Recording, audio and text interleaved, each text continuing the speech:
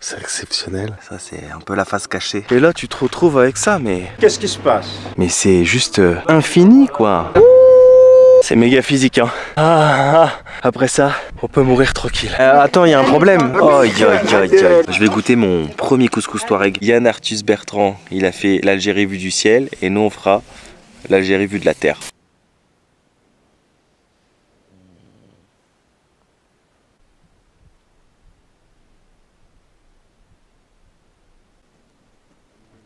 Salam alaikum, bonjour à tous, j'espère que vous allez bien.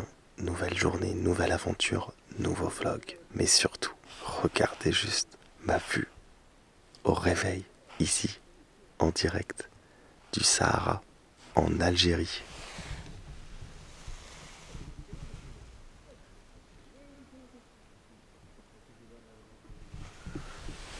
C'est pas magnifique, franchement? C'est exceptionnel. Très rapidement, permettez-moi de me présenter pour celles et ceux qui ne me connaissent pas. Je m'appelle Ben et nous sommes en direct de l'Algérie chaque jour sur ma chaîne YouTube. Parce que oui, je poste une vidéo par jour en direct de l'Algérie. Donc si jamais vous tombez un petit peu par hasard sur cette chaîne et que le contenu vous plaît, n'hésitez vraiment pas pour m'encourager à vous abonner, à liker, à commenter, à partager. Merci beaucoup. Et puis comment suivre en live mon aventure comme si vous y étiez toujours bien avant mes vidéos YouTube, ça se passe sur mon compte Instagram, Ben & Co. Donc là, ce que je vais faire, c'est que je vais profiter encore un petit peu de ma vue là, parce que c'est juste un cadeau de la vie, et puis un délice pour la pupille. Et ensuite, je vais aller rejoindre les autres pour un petit déj. Et après, je ne connais pas le programme, je suis le groupe, je suis le circuit. C'est du mode quand rien n'est prévu, tout peut arriver.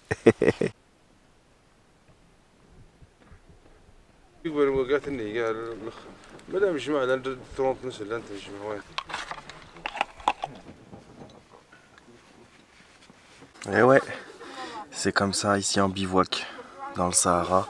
Je vous montre un peu les coulisses. Hein. On utilise les toilettes naturelles, hein, pas besoin de faire un dessin. Tu fais ton petit trou et tu fais ce que tu as à faire. Et puis pour l'hygiène corporelle, pas le choix, hein.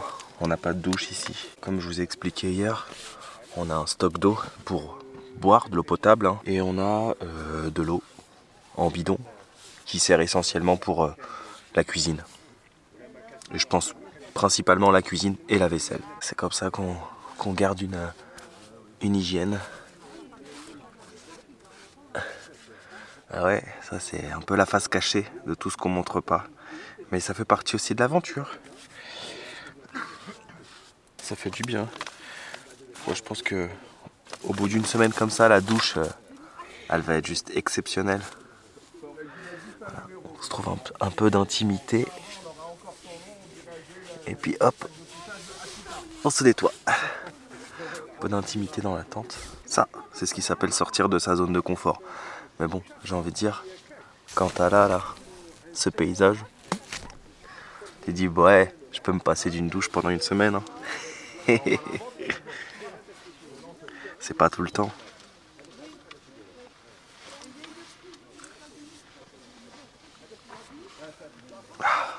Et voilà, après un bon petit déjeuner, un bon café au soleil, ce soleil qui est venu nous caresser le corps gentiment et nous réchauffer, on commence la journée par une petite marche sympathique.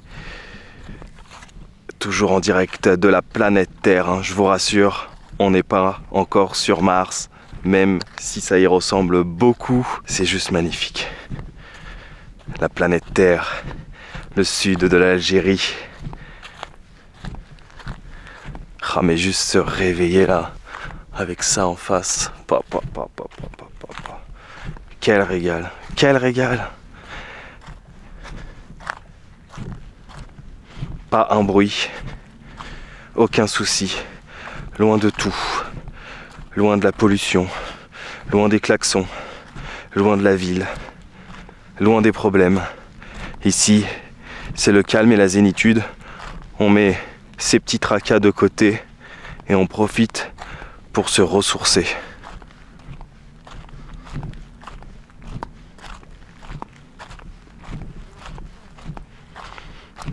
Et alors, Si vous vous posez la question de savoir est-ce que j'ai bien dormi, eh ben oui, j'ai extrêmement bien dormi. C'est vraiment très confortable, je trouve, ce bivouac, parce que ils ont vraiment bien prévu leur coup, c'est-à-dire que, comme je vous ai montré hier, on a les petits matelas, on a les oreillers, le duvet, la petite couverture.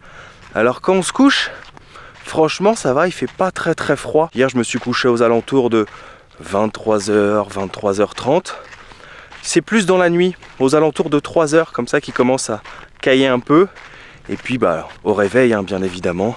Et ce matin, j'étais réveillé avec la lumière du jour. C'était calme. On entendait juste une personne ronfler. C'est tout. Et j'étais trop bien, quoi. Trop bien.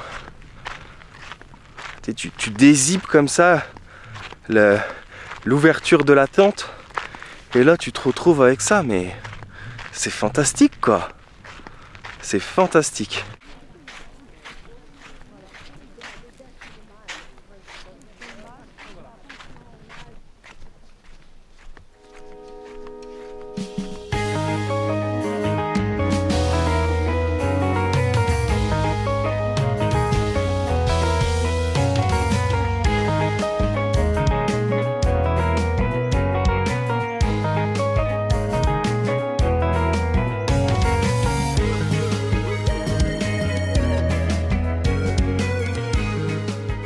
On vient d'arriver où là, Moussa?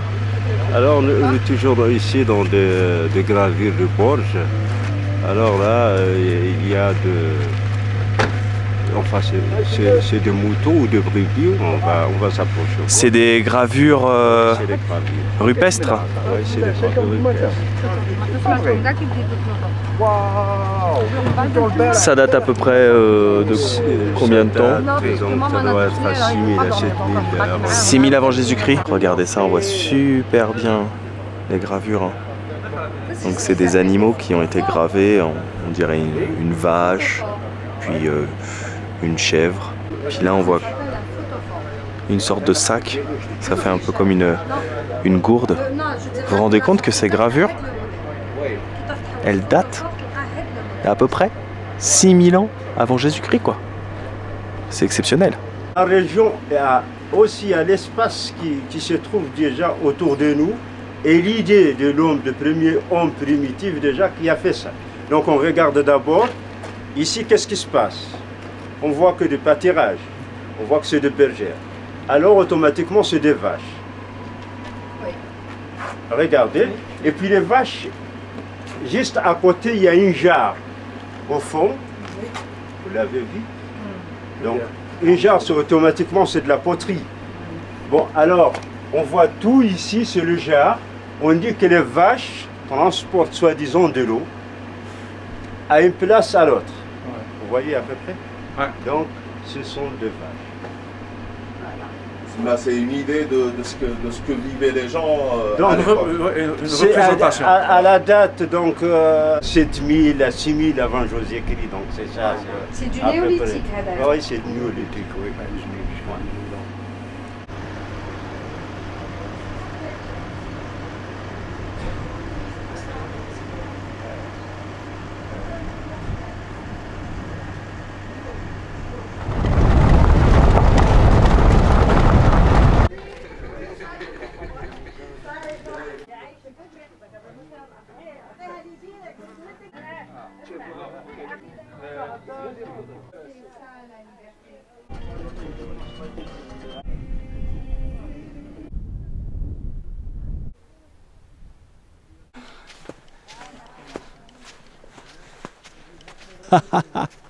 Elle s'est crue dans les bronzés, le planté de bâton. Monsieur Duss, le planté de bâton. Eh, c'est pas la dune du Pila ici, hein. C'est le désert du Sahara. Et les habitants du Sahara, on les appelle les Sahraouis. Alors si j'ai bien compris, on va aller regarder, admirer un autre spot la première femme qui de gravure. Ah non, c'est pas des gravures ici, c'est des peintures, Moussa. Des peintures rupestres. Ouais, ici c'est les peintures. Magnifique. Hein? Et tout ça dans une sorte de grotte. Alors est-ce qu'il vivait ici à l'époque? Certainement. Il faudrait demander à notre guide Moussa. Mais en fait, moi, ce que je trouve extraordinaire, c'était là où ils faisaient de la musculation aussi. Il y a 8000 ans, ils ont inventé les premières barres à traction ici. Mais moi, ce que je trouve extraordinaire, en fait, au-delà de ces gravures, de ces peintures qui nous ont laissé une trace de l'histoire, des civilisations qui nous ont précédés, c'est surtout ça. Mais c'est juste infini, quoi. Je vous ai dit hier, on se sent minuscule face à la nature. On n'est rien du tout, on est un grain de sable dans l'univers. Hein. Ici, un grain de sable dans le Sahara, c'est rien du tout, et nous, on n'est rien du tout, on est un grain de sable dans l'univers.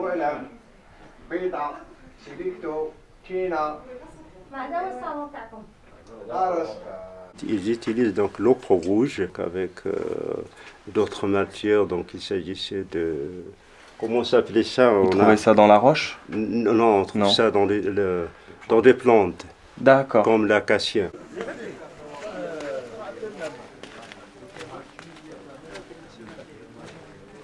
J'ai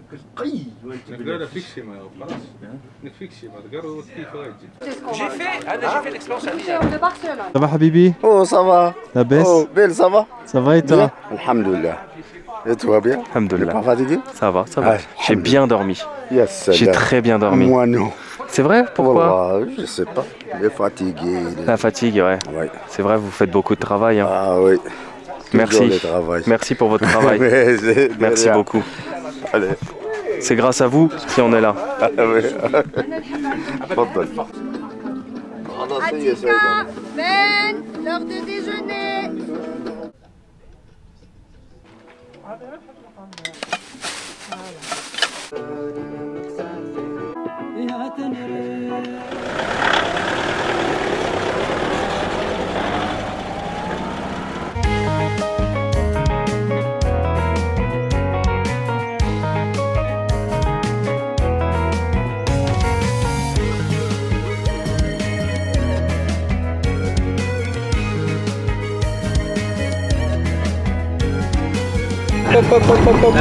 C'est bon, on s'enlisait.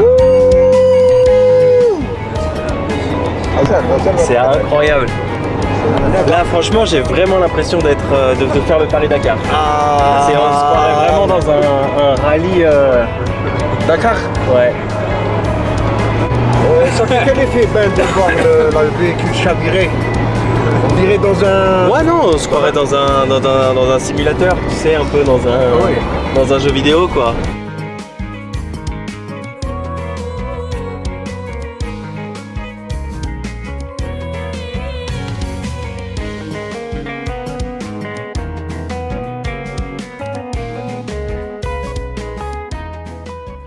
Regardez-moi ça. Et je peux vous dire que quand vous êtes dans une voiture comme ça, qui traverse les dunes du Sahara, c'est exceptionnel comme sensation. Et voilà, à quelques kilomètres de là où nous avons passé la pause déjeuner, nous voici encore dans un autre décor. Comme je vous l'ai dit ce matin, non pas sur Mars, mais bien en Algérie, au Sahara. C'est splendide. Alors moi, dans ma tête, quand j'imaginais le désert du Sahara, j'imaginais pas ces rochers, ces grands et gros rochers. J'imaginais vraiment ça, voilà. Ces dunes à perte de vue. Mais non, il y a aussi beaucoup de roches, hein.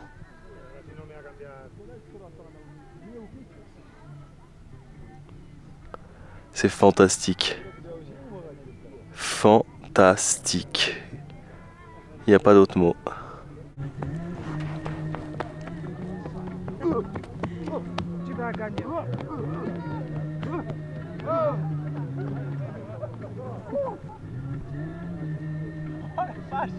À la descente. Le pire c'est que j'ai pris aucune épine. La chance.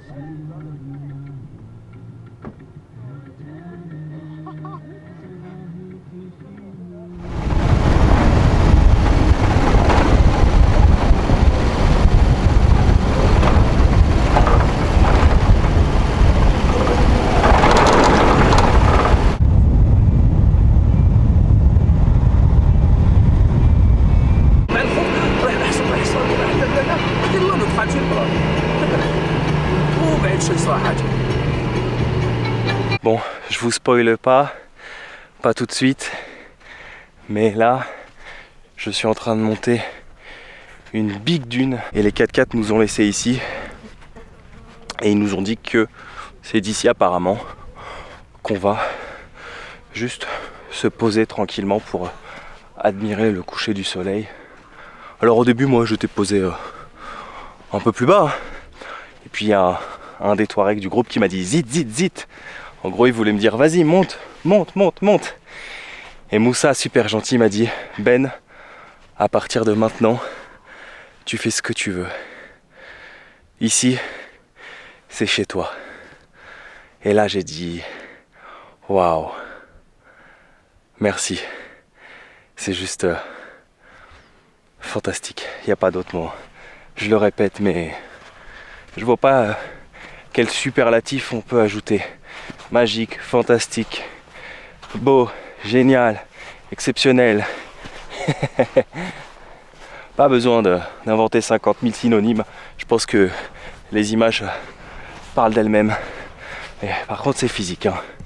Voilà, on a presque fini, mais oh là là, oui oui oui, je peux vous dire que là je suis en train de brûler tous les petits gâteaux du petit déjeuner. Quelle aventure! Et c'est que le deuxième jour.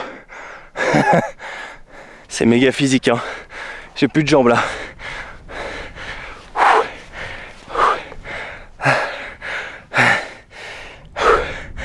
Allez, on y est presque. Encore un petit effort. Ça y est.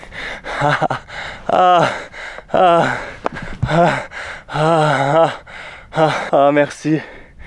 Merci la nature, merci la vie pour ce cadeau. Oh là là, que c'est beau. Que c'est beau. Comme avait dit un jour Thierry Roland, après la Coupe du Monde 98 quand la France a gagné, après ça, on peut mourir tranquille. Le plus longtemps possible, mais on peut mourir tranquille. Et là on a le soleil qui va venir se coucher petit à petit derrière les rochers. Regardez, quand je vous dis qu'on est minuscule face à la nature, on les voit même pas ceux qui sont en bas. On peut même pas savoir qui est qui. Allez, t'y es presque. Encore un petit effort. Presque. T'es plus très loin.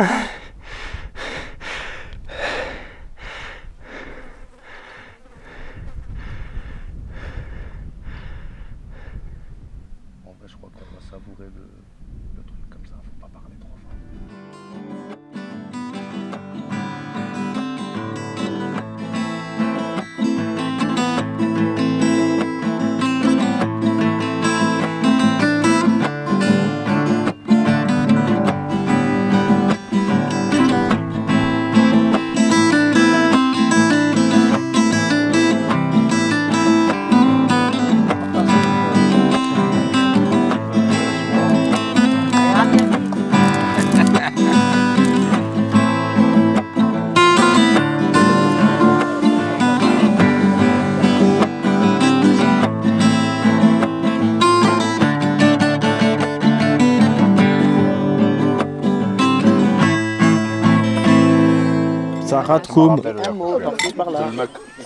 Moi j'ai changé.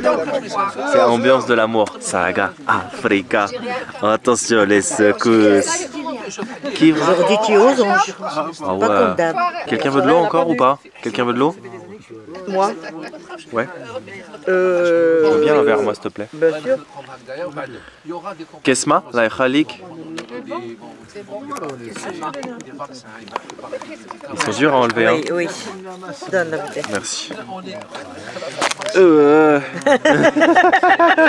À l'algérienne. Ah. Est-ce que vous connaissez une personne dans votre entourage qui, quand elle boit quelque chose, un thé, un café, elle fait ça? Ouais. Elle déguste. Oui, elle déguste. Normal. Ça c'est déguster. Oui, tu sais, avec le petit comme ça.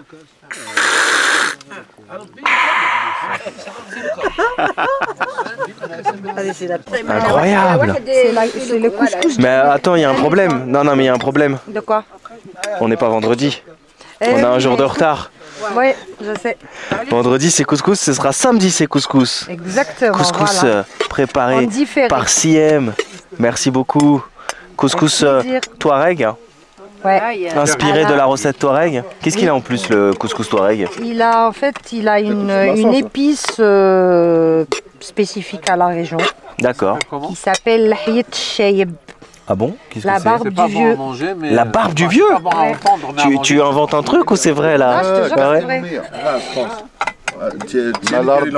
Oh là là là là là. Voilà. Le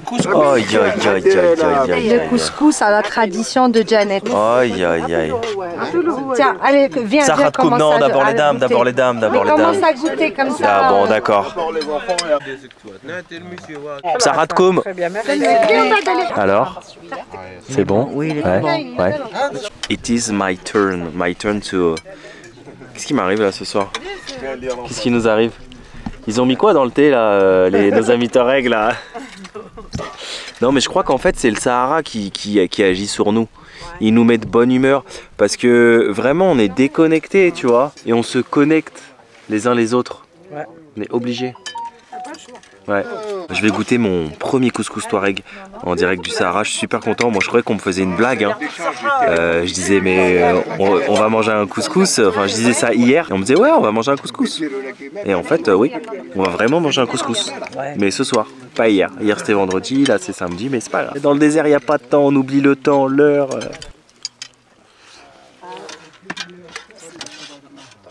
Très bon. Très très bon. On mange bien hein, ici. Franchement, c'est équilibré. Hein. Midi, salade de riz, salade de pâtes, des œufs durs. Là, on a un couscous avec de la viande. On a tout. Hein. Légumes, féculents, protéines. C'est exceptionnel. Hein. C'est un bivouac de luxe. C'est vrai que je sens un épice particulier, mais je pourrais pas dire c'est quoi. C'est traduit par quoi? La barbe du vieux. D'accord. C'est très très bon, hein. Merci beaucoup. Est-ce qu'il y a du piment là? C'est ce que je vois en vert, le. Ouais. Ah oui, toi t'as eu un piment. Oh ça va, il est pas très fort. Non. Quelle chance. Tu sais, normalement, toi quand tu fais des vacances, enfin quand je dis toi je généralise, mais quand tu vas au camping, tu fais des vacances, t'achètes le couscous tout prêt, tu vois. La semoule que tu fais gonfler avec de l'eau, puis tu sais, t'as déjà les légumes que tu fais réchauffer dans ta casserole. Là, c'est un vrai couscous maison. C'est fou. Dans le désert, quoi.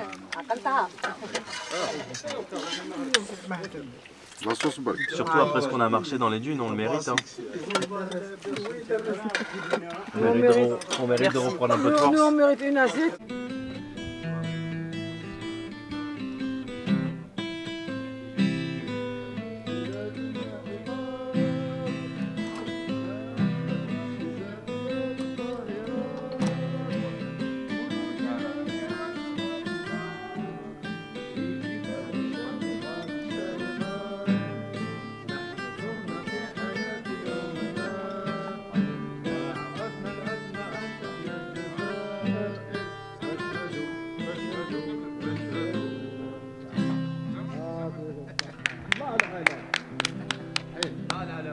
Alors ce matin on s'est réveillés ensemble et ce soir on va se coucher ensemble, voilà, comme si vous étiez avec moi dans ma tente, mon abri de fortune durant ces 5 prochaines nuits encore.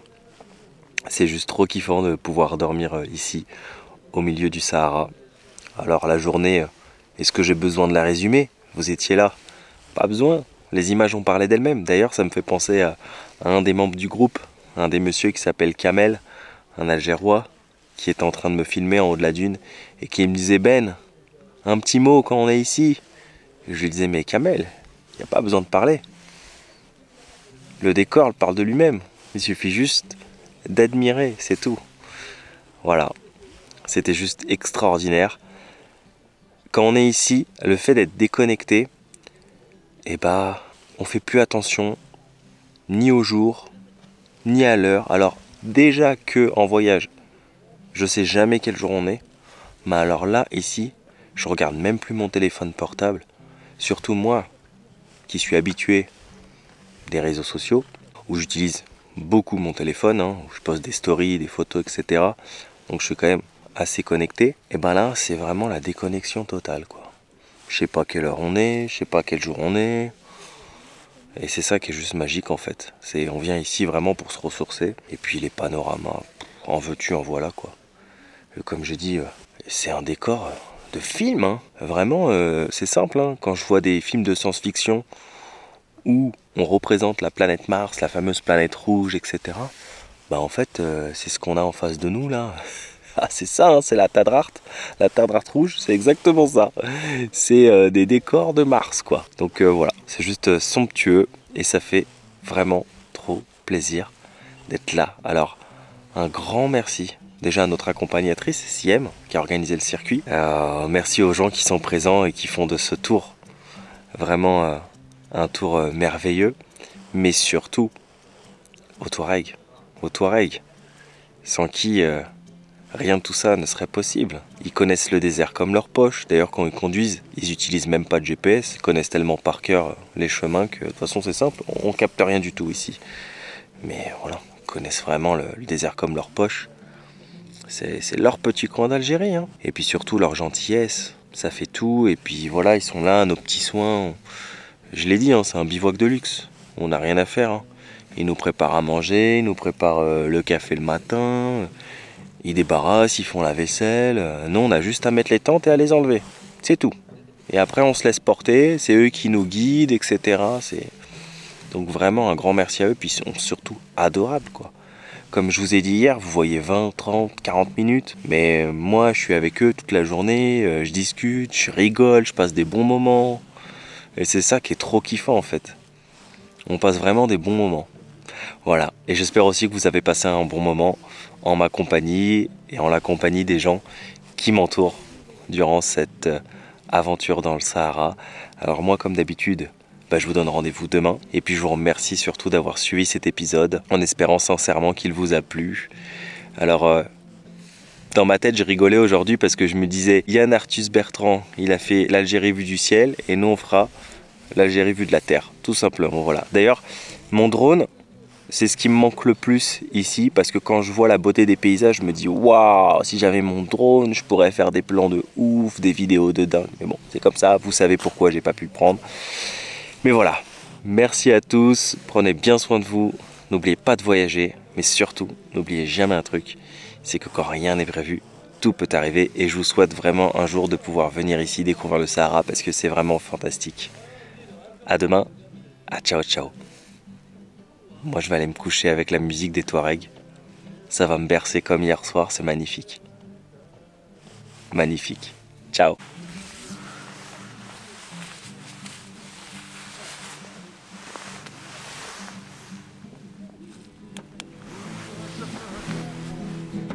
Ha ha ha.